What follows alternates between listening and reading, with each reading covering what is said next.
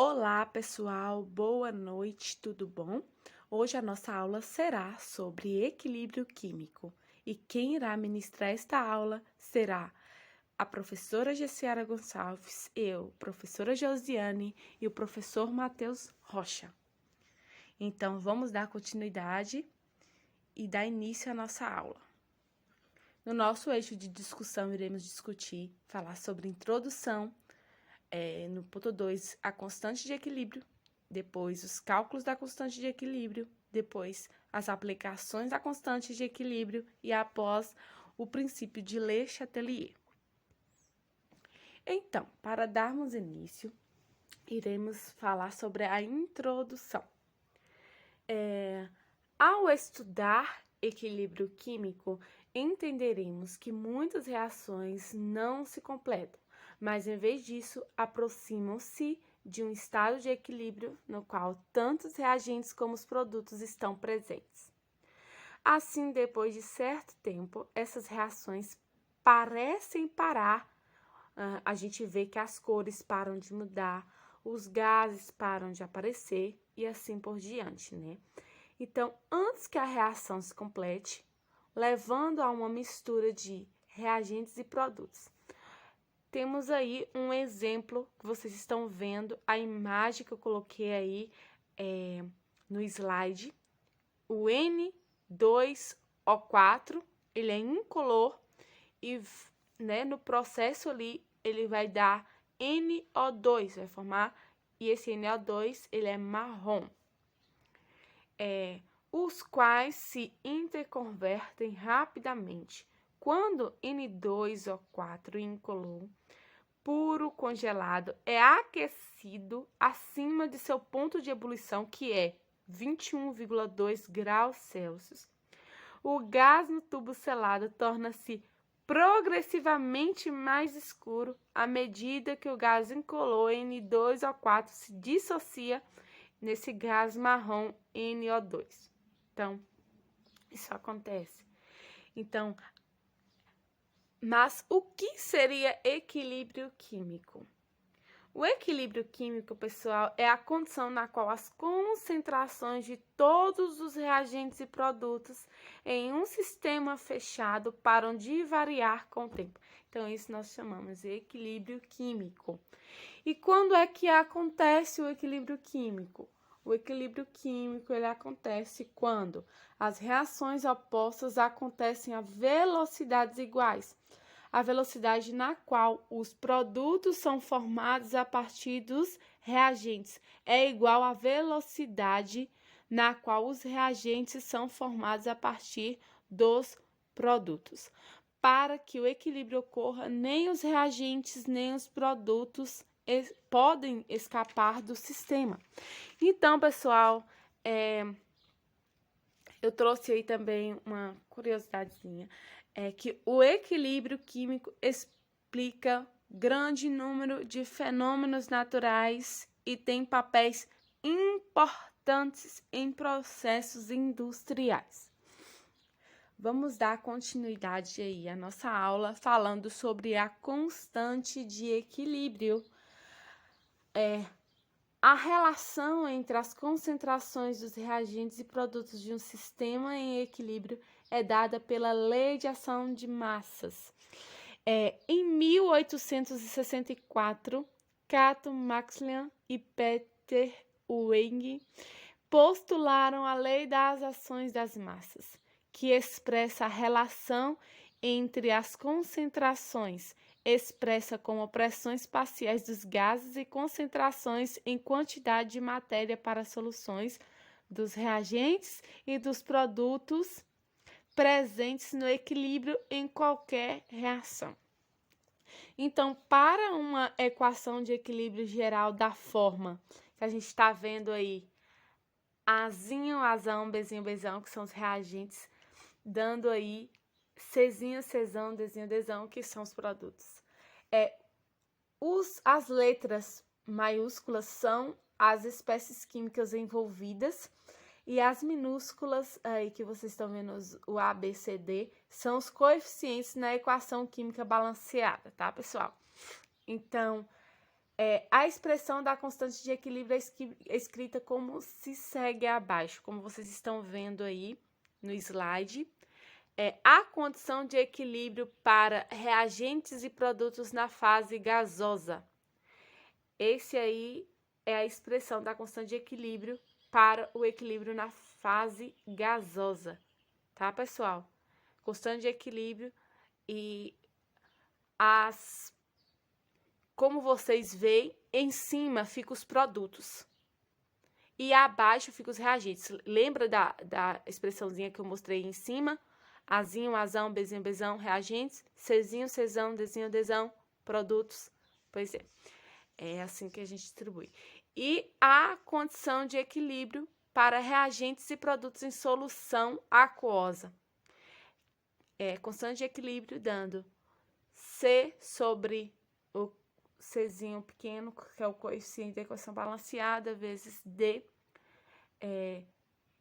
sobre Dzinho lá também, que é o coeficiente da equação balanceada, os produtos em cima, reagentes embaixo, tá? E as expressões da constante de equilíbrio dependem apenas da estequiometria da reação.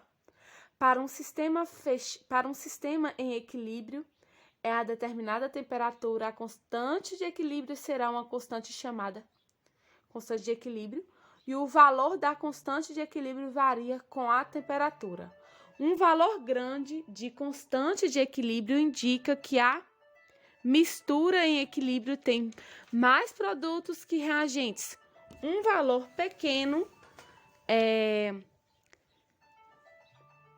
para a constante significa que o equilíbrio se localiza em um sistema do lado dos reagentes. A expressão da constante de equilíbrio e a constante de equilíbrio inverso de uma reação são recíprocas às da reação direta. Tá bom, pessoal? Dando continuidade sobre o cálculo da constante de equilíbrio. Haber abordou o problema da síntese da amônia, que foi encontrar a ordem de grandeza da constante de equilíbrio para a síntese de NH3 a várias temperaturas. Se o valor da constante para a equação que vocês estão vendo abaixo aí, N2 mais 3H2, dando 2NH3, fosse muito pequeno, a quantidade de NH3 em uma mistura em equilíbrio seria pequena em relação às quantidades de N2 e H2. Isto é, se o equilíbrio localiza-se muito distante à esquerda, seria impossível desenvolver uma síntese de amônia satisfatória. Então, geralmente, não sabemos as concentrações no equilíbrio de todas as espécies químicas em um equilíbrio. Mas, se conhecermos a concentração no equilíbrio de, no mínimo, uma espécie, pessoal, podemos geralmente usar a estequiometria da reação para deduzir as concentrações no equilíbrio das outras espécies na equação química. Então, para isso, nós usaremos esse procedimento que eu coloquei aí. O primeiro é tabelar as concentrações iniciais e no equilíbrio de todas as espécies na expressão da constante. O segundo, para as espécies que tanto as concentrações iniciais quanto a concentração no equilíbrio são conhecidas, calculamos a variação na concentração que ocorre à medida que o sistema atinge o equilíbrio. O 3, use a estequiometria da reação, isto é, use os coeficientes na equação química balanceada para calcular as variações na concentração para todas as espécies químicas. O 4, a partir das concentrações iniciais e das variações na concentração, calcule as concentrações no equilíbrio. Essas são usadas para avaliar a constante de equilíbrio. Então, assim, podemos geralmente deduzir as concentrações no equilíbrio das outras espécies químicas. Então, a professora Gessiara irá dar continuidade na aula aqui, falando sobre a aplicação da constante de equilíbrio. Boa noite, gente. Dando sequência, vou falar um pouquinho sobre as aplicações da constante de equilíbrio. Vocês sabem, né, que a ordem da grandeza de K, ela indica a extensão no qual essa reação vai prosseguir. Para determinar o sentido da reação, nós vamos analisar o K, a constante. Assim, se K ela é muito pequena, ou seja, menor que 1, essa mistura em equilíbrio ela vai acontecer basicamente só com reagentes. Então, quando Q é maior que K, Q, gente, é o quociente da reação. Quando Q ele é maior que K, as substâncias do lado direito da equação, ela vai reagir para formar as substâncias do lado esquerdo, ou seja, os produtos. Quando Q for menor que K, essa reação ela vai atingir o equilíbrio para formar mais produtos, ou seja, ela vai caminhar da esquerda para a direita. E quando Q é igual a K, significa que o sistema está em equilíbrio. Aqui temos uma equação e para calcular, né, essa equação a gente vai substituir os valores dados na expressão, que são pressões parciais. Aí é PHI igual NHIRT sobre volume. Você vai substituir esses valores e assim que você encontrar o valor dessa pressão parcial, você vai substituir nessa equação do quociente. Assim que você substituir os valores, você vai encontrar o quociente. Quando você encontrar esse quociente, você vai comparar ele com a constante K. E esse K, e nessa equação aí, você percebe que o resultado de Q, ele, quando comparado ao K, ele está sendo um valor menor que K. Então, essa pressão parcial aí, ela vai aumentar. E as outras pressões encontradas, igual H2 e HI, vamos dar um exemplo mais ou menos assim, elas vão diminuir para que possa atingir o equilíbrio. Então, uma vai aumentar e a outra vai diminuir. E quando isso ocorre, a reação ela vai acontecer da esquerda para a direita. Já para calcular as concentrações de reagentes, o que acontece? Muitos químicos eles usavam esses cálculos muito com frequência, pois eles precisavam calcular as quantidades de reagentes e produtos presentes no equilíbrio. E muitas dessas situações, para você saber o valor dessa constante, você ia usar o quê? Você ia tratar dessa concentração final como uma variável, à medida que o equilíbrio é atingido ou das pressões parciais. Nesse exemplo aqui, nessa equação, você percebe que são reagentes, uma reação que ela tende para o produto como para os reagentes. Então, ela é uma reação que ocorre nos dois sentidos. Então, olhando essa expressão, o que é que você vai observar? Você vai pegar, você vai igualar a constante de equilíbrio que foi dada e substituir as pressões parciais encontradas. Assim, você consegue calcular a única incógnita que vai ter nessa equação. E observando aí, quando você percebe que essa mistura ela está em equilíbrio, então você não precisa se preocupar com as concentrações iniciais. Você já vai substituir os valores que foi dado. E aí você vai substituir os valores na equação. Depois que você substituir esses valores na equação, você vai pegar o resultado dessa constante e vai substituir na equação de x. E vai substituir achando o resultado de x. Assim, você encontra a concentração do reagente. Essa é a forma de calcular a concentração. É uma forma simples, você só vai substituir e a partir daí você consegue encontrar o resultado. Pode passar, por favor, Theo?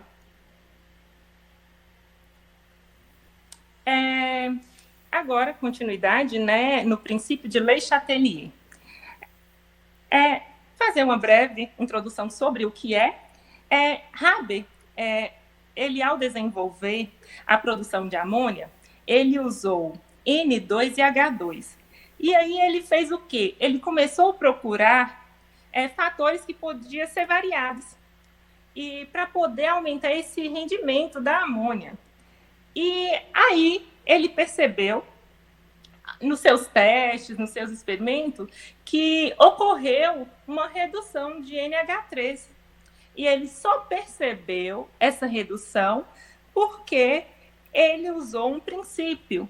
Esse princípio foi apresentado por Henri Louis Le Chatelier, o princípio de Le Chatelier. E esse princípio, o que esse princípio faz? Esse princípio ele vai determinar se um sistema em equilíbrio é perturbado pela variação da temperatura, pela variação da pressão ou da concentração, e assim, da concentração de um dos componentes, e assim ele vai observar o sistema deslocará do equilíbrio de tal forma que vai conseguir neutralizar o efeito desse distúrbio. E nesse princípio de Le Chatelier, aqui vamos abordar 2 pontos: a variação nas concentrações de reagentes ou produtos e o efeito das variações da temperatura.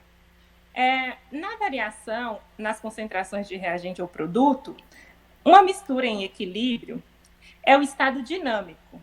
Os processos direto e inverso, eles estão ocorrendo a velocidades iguais e o sistema está em estado de balanço. E estando assim, se essas alterações nas condições do sistema, ela pode perturbar o estado de balanço, e quando isso ocorre, esse equilíbrio ele vai se deslocar. Então, ele se desloca até que um novo estado de balanço seja atingido. E assim, o princípio de Le Chatelier diz que esse deslocamento será no sentido em que consiga minimizar ou reduzir o efeito da variação. Assim, quando um sistema químico ele está em equilíbrio e ele é adicionado uma substância, sendo ela reagente ou produto, essa reação ela se deslocará de tal forma que, ao restabelecer o equilíbrio pelo consumo da parte de uma dessas substâncias que é adicionada, ela precisa tentar restabelecer. Então, quando isso desloca, ela vai tentar, de qualquer forma, restabelecer esse equilíbrio pelo consumo. E se ocorrer ao contrário, a remoção de uma substância fará com que essa reação se mova no sentido que vai formar mais daquela substância que foi consumida. E o efeito das variações de temperatura, nele, esse efeito faz o quê? Essas variações nas concentrações de pressão parcial, ela vai provocar um deslocamento no equilíbrio. E sem essa variação no valor da constante de equilíbrio, ela vai ocorrer as variações nas concentrações, mas a constante ela não muda o seu valor. E, em contraposição, quando toda constante de equilíbrio varia no valor, à medida que a temperatura varia. Então, ocorre de 2 formas. Uma forma onde a concentração da pressão parcial vai provocar o deslocamento, mas não altera na constante, e no outro ponto em que essa constante de equilíbrio ela vai ser alterada o seu valor por conta da temperatura. Matheus vai dar sequência aí sobre esse ponto de princípio de Le Chatelier. Boa noite. Abordarei agora um exemplo do princípio de Le Chatelier. Quase toda constante de equilíbrio ela varia, né, no valor à medida que a temperatura varia. Por exemplo, essa seguinte reação aí, que é estabelecida entre o cloreto de cobalto 2 e o HCl, dissolvido em HCl. Como o hexa-aqua de cobalto 2 ela é rosa e o tetracloreto de cobalto 2 é azul, a posição desse equilíbrio ela é rapidamente evidenciada a partir da cor dessa solução. Então essa figura ela mostra uma solução a temperatura ambiente de cloreto de cobalto em HCl, em que tanto o hexa-aqua de cobalto 2 quanto o tetracloreto de cobalto estão presentes em quantidade significativa nessa solução. Por isso essa cor violeta resultante da presença tanto dos íons rosa quanto de íons azuis. Já quando a solução ela é aquecida, ela torna-se um azul mais intenso, indicando que o equilíbrio ele foi deslocado para a formação de mais tetracloreto de cobalto 2. Posteriormente, o resfriamento da solução, como mostrado aqui nessa figura, leva a uma solução mais rósea, o que indica que o equilíbrio ele foi deslocado para a produção de hexa-aqua de cobalto 2. Pois bem, agora iremos entender o princípio de Le Chatelier a partir de uma prática realizada no laboratório virtual, onde observaremos os efeitos das concentrações e da temperatura no deslocamento do equilíbrio por meio de perturbações induzidas em diferentes complexos de cobalto. Vamos para a simulação. Primeiro, vamos agora aqui adicionar uma Erlenmeyer de 500 ml 25 ml de cloreto de cobalto,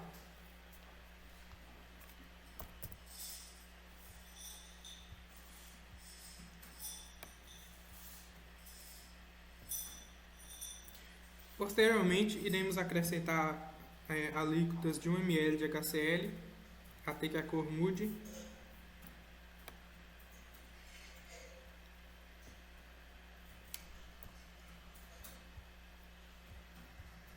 Vamos acrescentar gota a gota de ml em ml de HCl até observar a mudança de coloração.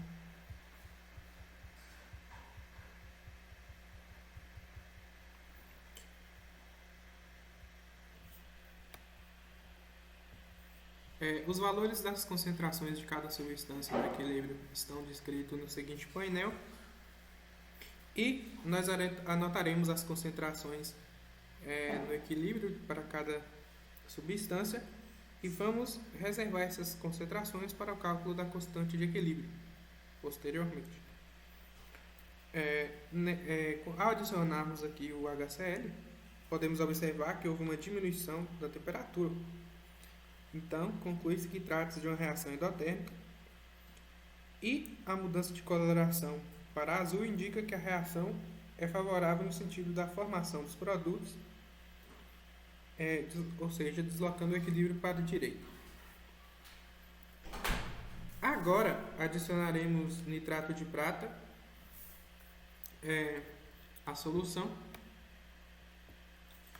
Os íons prata, eles se ligam aos íons de cloro, o que irá formar um precipitado de cloreto de prata. Isso faz com que a reação inverta, isso é, o equilíbrio ele se desloca para a formação dos reagentes, aumentando a concentração de hexa-aqua de cobalto, fazendo com que a solução fique rosada. Adicionaremos agora de 1 em 1 ml até que observar a mudança de coloração.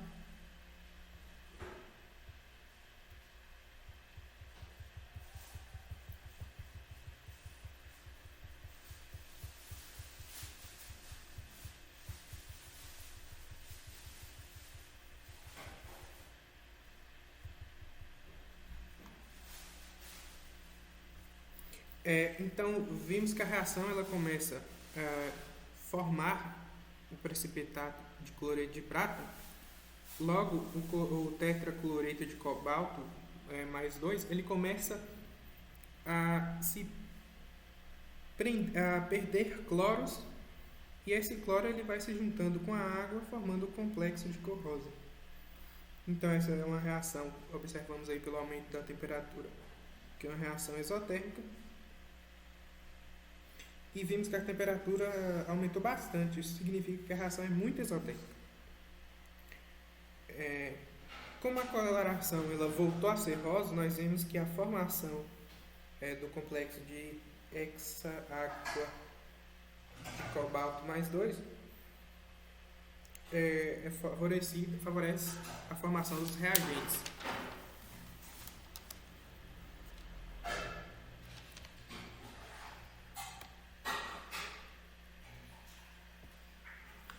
Agora, tornaremos a adicionar alíquotas de 1 ml de HCl até que modificou. Vamos ver o que vai acontecer.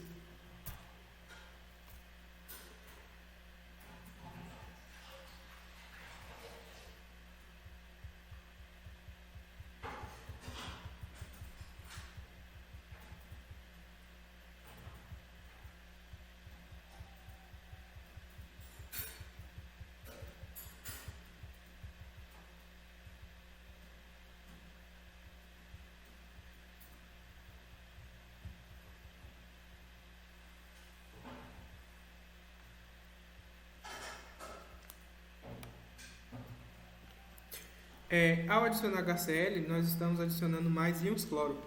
Logo, a reação ela se deslocará novamente para a formação dos produtos, ou seja, a formação do tetacloreto de cobalto, que possui a cor azul.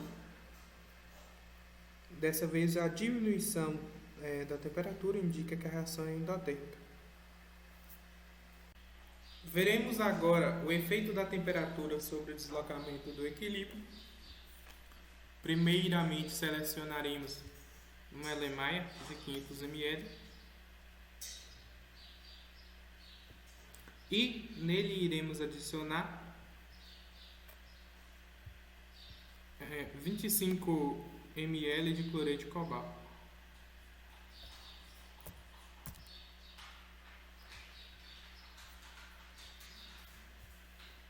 Vimos que a temperatura inicial da solução em estudo é de 25 graus Celsius.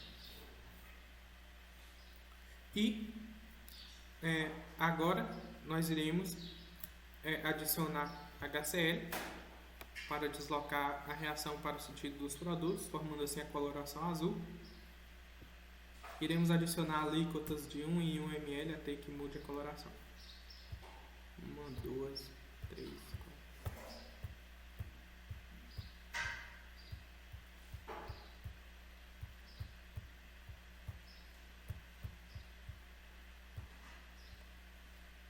Vimos que a reação se deslocou, como nós já explicamos, para o lado dos produtos, formando a coloração azul. E agora vamos ver o que acontece quando nós mudamos a temperatura dessa solução e qual vai ser o efeito no deslocamento do equilíbrio. Vamos colocar aqui duas temperaturas diferentes. Primeiramente 0 graus Celsius, depois 100 graus Celsius, e ver o que acontece.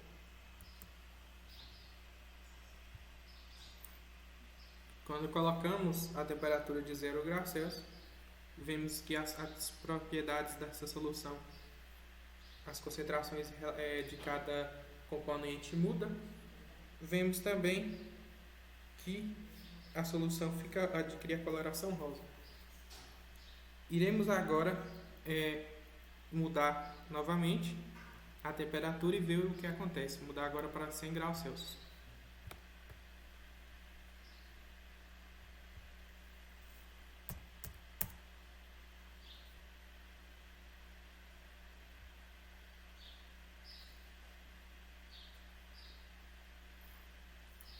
Ao mudar a temperatura, vemos que essa solução torna a ficar azul. Logo, podemos concluir que nessa mudança favorece a formação dos produtos.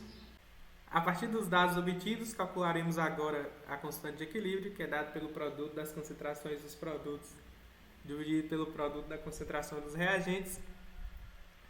Obtivemos aí, através da variação que fizemos na concentração da solução, um valor de K de 1,28 vezes 10 a menos 3, e através das mudanças de temperatura, para 0 graus Celsius obtemos o valor de 9,23 vezes 10 a menos 5, e 100 graus Celsius o valor de 5,368.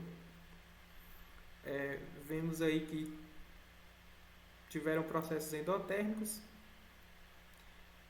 e processos exotérmicos, sendo o endotérmico aquele que ocorre a diminuição da temperatura do meio e o exotérmico o aumento da temperatura. E em todos os 3 testes que fizemos, encontramos um valor de K maior que 1, o que indica o deslocamento da reação para a direita. Deixo uma atividade para vocês fazerem em casa, assistir um vídeo intitulado Equilíbrio Químico e Equilíbrio Dinâmico, fazer um texto de no máximo 15 linhas abordando os tópicos principais.